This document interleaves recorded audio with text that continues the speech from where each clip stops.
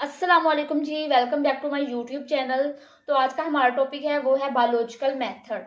अच्छा जी, ये बात अलग है कि जो बायोलॉजिकल मेथड है ये इंपॉर्टेंट लॉन्ग क्वेश्चन है या नहीं, लेकिन बायोलॉजिकल मेथड का हर पॉइंट और हर डेफिनेशन जो है वो शॉर्ट क्वेश्चन के तौर पे इंतहाई इंपॉर्टेंट है।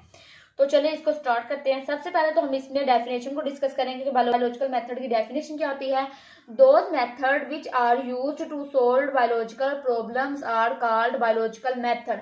मतलब कि वो मेथड जिनको हम बायोलॉजिकल प्रॉब्लम्स को हल करने के लिए इस्तेमाल करते हैं उनको हम कहते हैं बायोलॉजिकल मेथड। ये थी बायोलॉजिकल मेथड की सिंपल सी डेफिनेशन। आगे है हमारे पास ऑब्जर्वेशंस।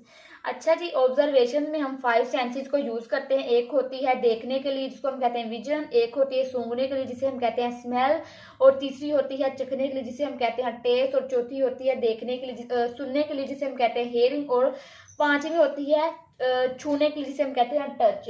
ये 5 सेंसेस होती हैं जो कि ऑब्जर्वेशन में इस्तेमाल होती हैं। Observations are made with 5 senses vision, smell, taste, hearing and touch. ये तो होगी इनकी सेंसेस की बात। आगे हमारे पास types of observation. There are 2 types of observation के हमारे पास ऑब्जर्वेशन की 2 टाइप्स होती हैं। एक होती है क्वांटिटेटिव ऑब्जर्वेशन और दूसरी होती है क्वालिटेटिव ऑब्जर्वेशन। जो क्वांटिटेटिव ऑब्जर्वेशन होती है ना, ये वो ऑब्जर्वेशन होती हैं जिनमें हम किसी भी चीज को मेजर कर सकते हैं। फॉर एग्जाम्पल अगर शुगर है हमारे पास, हमने उसका वेट फाइंड करना है तो हम उसका वेट फाइंड कर सकते हैं आसानी से, उसको हम कहते हैं क्वांटिटेटिव। लेकिन जो होती है क्वालिटेटिव, इनको हम मेजर नहीं कर सकते हैं। मतलब कि क्वालिटेटिव में हम किसी भी पर्सन की क्वालिटी को जज करते हैं। मतलब कि एक बच्चा है वो इतना इंटेलिजेंट, हम कहेंगे वो बच्चा बहुत ही इंटेलिजेंट है, ठीक है, तो वो होगी इसकी क्वालिटी।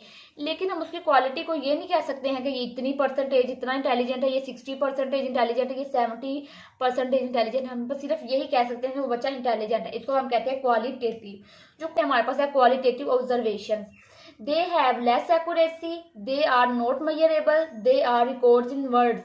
मतलब कि जो क्वालिटेटिव ऑब्जर्वेशन होती हैं ये लेस एक्यूरेट होती हैं और ना ही ये मेजरेबल होती हैं, और इनको हम वर्ड्स में रिकॉर्ड करते हैं। आगे हम डिस्कस करते हैं कि क्वालिटेटिव ऑब्जर्वेशन की एग्जांपल्स क्या होती हैं। अच्छा जी, आगे है हमारे पास क्वालिटेटिव ऑब्जर्वेशन की एग्जांपल। इसकी एग्जांपल ये है कि the freezing point of water is colder than the boiling point. मतलब कि जो पानी का फ्रीजिंग पॉइंट होता है वो बॉइलिंग पॉइंट के निस्बत ठंडा होता है। ये तो हमारी होगी इसकी एग्जांपल क्वालिटेटिव ऑब्जर्वेशन की। आगे है हमारे पास क्वांटिटेटिव ऑब्जर्वेशन। क्वांटिटेटिव ऑब्जर्वेशन क्या होती हैं। पहला पॉइंट ये है कि दे हैव मोर एक्यूरेट, मतलब कि ये बहुत ज्यादा दुरुस्त होती हैं।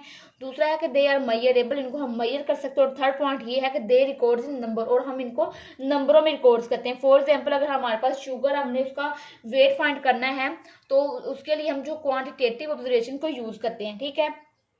तो इसकी वजह से हमें क्या होता है कि उसका वेट मालूम हो जाता है कि शुगर का वेट इतना होता है। लेकिन जो क्वालिटेटिव ऑब्जर्वेशन होती हैं उनमें हम किसी चीज का भी वेट फाइंड नहीं कर सकते हैं, क्योंकि क्वालिटेटिव में हम किसी भी पर्सन की क्वालिटी को जज करते हैं।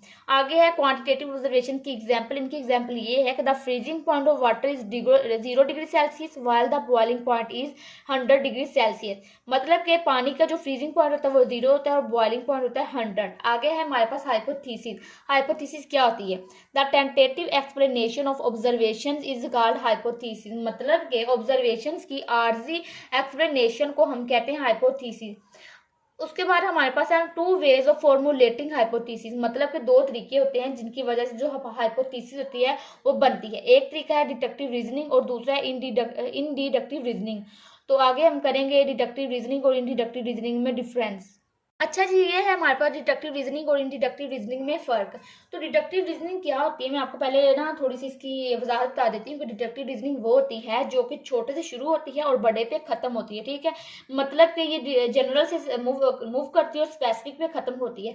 इसकी डेफिनेशन ये है कि it moves from general to specific. ये जनरल से मूव करती है और स्पेसिफिक पे ख़त्म हो जाती है। दूसरा पॉइंट ये है कि if and then is used. मतलब कि इसमें इफ़ और देन जो होती हैं ये दोनों चीज़ें यूज़ होती हैं। इसकी एग्जाम्पल ये है कि if we accept that all birds have wings. मतलब कि अगर हम ये मान ले कि जो तमाम परिंदे उनके विंग्स होते हैं, then we conclude that sparrows have wing. तब हम ये नतीजा निकालते हैं कि जो स्पैरोज हैं उनके भी विंग्स होते हैं, क्योंकि स्पैरो भी एक बर्ड है तो इसी वजह से इनके पर होते हैं। आगे है हमारे पास इंडिडक्टिव रीजनिंग। इंडिडक्टिव रीजनिंग वो होती है जो बड़े से मूव करती है और छोटे पे खत्म होती है, मतलब कि स्पेसिफिक से मूव करेगी और जनरल पे खत्म होगी। इसकी डेफिनेशन ये है कि it moves from specific to general. और दूसरा पॉइंट इसका ये है कि if and then is also used. इन डिडक्टिव रीजनिंग में भी इफ और देन यूज होते हैं। इसकी एग्जांपल ये है कि इफ वी नो, अगर हम ये जानते हैं कि that sparrow have wings and are birds, जब हम ये जानते हैं कि जो स्पैरो उनके विंग्स होते हैं और जो स्पैरो है वो एक परिंदा है। And we know eagle parrot hawk are birds, और हम ये भी जानते हैं जो ईगल है पैरट हॉक है वो तमाम परिंदे हैं। Then we conclude that all birds have wings, तब हम ये नतीजा निकालते हैं जो तमाम परिंदे उनके होते हैं उनके पर होते हैं। ठीक है, तो ये थी डिडक्टिव रीजनिंग और इन डिडक्टिव रीजनिंग के दरमियान में डिफरेंस। अगर ये आपको फाइनल एग्जाम में शॉर्ट क्वेश्चन आ जाए तो आपने इसको एज इट ही लिखना है। आगे है हमारे पास other ways to form hypothesis, मतलब कि दूसरे तरीके कौन से होते हैं जिनके जरिए हम हाइपोथेसिस को बनाते हैं। तो इसमें 5 पॉइंट है हमारे पास, तो हम उनको पढ़ते हैं। पहला पॉइंट ये है कि इंट्यूशन और इमेजिनेशन, मतलब कि इमेजिनेशन के जरिए हम हाइपोथेसिस को बनाते हैं। दूसरा है स्टैटिक प्रीफरेंसेस की बिना पर। थर्ड है रिलीजियस और फिलोसफिकल आइडियाज पे। और फोर्थ है comparison and analogy with other processes. और फिफ्थ जो कि लास्ट है वो है discovery of one thing while looking some other thing. ये हो गए हमारे पास other ways to form hypothesis. अगर आपको ये शॉर्ट क्वेश्चन आ जाए कि write other ways to form hypothesis, तो आपने ये 5 ही लिखने हैं। ओके।